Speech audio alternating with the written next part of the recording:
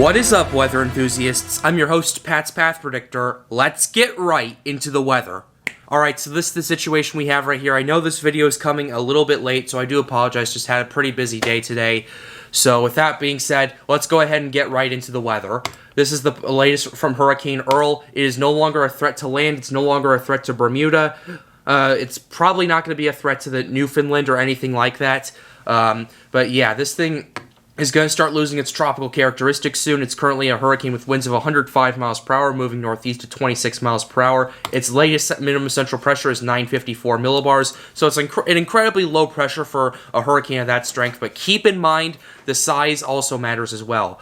Hurricane force winds now extend 80 miles from the center, and tropical storm force winds extend out 275 miles from the center, ladies and gentlemen. So that's basically what we're looking at. This is, once again, not a threat to land. This thing is not going to be a major hurricane anymore. It came close to it, but fortunately, honestly, yeah, it didn't quite get there. And, I mean, you could argue, unfortunately, because it wasn't really going to affect anyone and stay out to sea. I mean, it would have given Bermuda tropical storm force winds anyway. But, yeah, once again, it's not a major hurricane. It's not forecast to be a major hurricane. Came close, but unfortunately some dry air got in the system and it kind of crippled it and weakened it down to 90 miles per hour.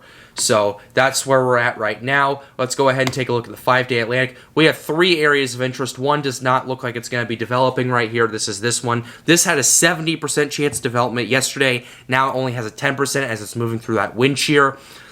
This area of interest has moved further to the west and now has a 10% chance of interest. Excuse me. It's yeah, I'm not too sure about this one right here. This one, though, is pretty interesting, and several model runs have had this potentially hitting the Lesser Antilles in 10 days, so this is something we need to keep an eye on right here, and I know exactly what wave it is. It's this wave right here, ladies and gentlemen. This very large, very robust, and so far very consolidated tropical wave that is expected to move off the coast of Africa in the next day or so.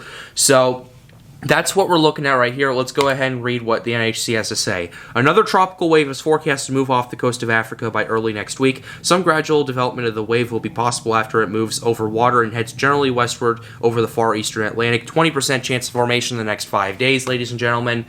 And basically, that's where the situation we are at right now. Let's go ahead and take a look at those global sea temperatures and wind shear. Global sea temperatures, once again, 28 degrees of Celsius, or about 83 degrees Fahrenheit, from basically the far eastern Atlantic all the way up to the Gulf of Mexico and all the way hundreds and hundreds of miles away from Bermuda. So, yeah, these waters are not cooling down anytime soon. We are at peak hurricane season right now, and September is the month where the waters are the warmest, so that's why we have peak hurricane season in September. The wind shear, not bad, honestly. Not bad.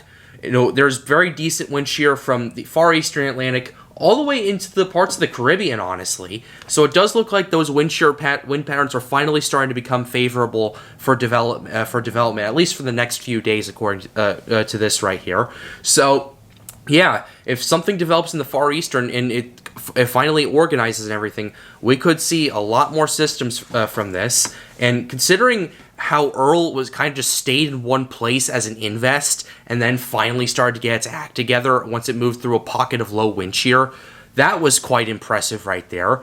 So anyway, let's go ahead and take a look at the tracks and intensity models before we wrap up this video. Track models, very universal for the next 24 hours, continuing to move at a very fast pace. Then it kind of starts breaking up after that, and we have a more scattered but still somewhat know where we're going kind of plot right here for the next 7 days. Intensity models, yeah, this thing's not strengthening to a major hurricane, ladies and gentlemen. It's going to start weakening rapidly after it becomes a post-tropical or extratropical cyclone, and then kind of meander in the northern Atlantic right here, as you can see.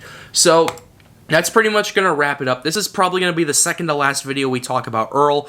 We'll make an update video once it becomes extratropical. But with that being said, we're going to go ahead and wrap up this video. I hope you enjoyed it. Be sure to leave a like and subscribe to the channel if you are new. It helps me out, helps me make more videos like these. The goal of this channel is to get more people engaged with weather.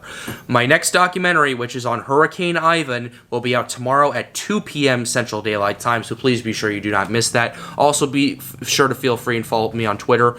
And once again, all the support matters. I once again want to say thank you for 1,400 subscribers, and we're continuing to grow. We are now at 1,404 subscribers and growing.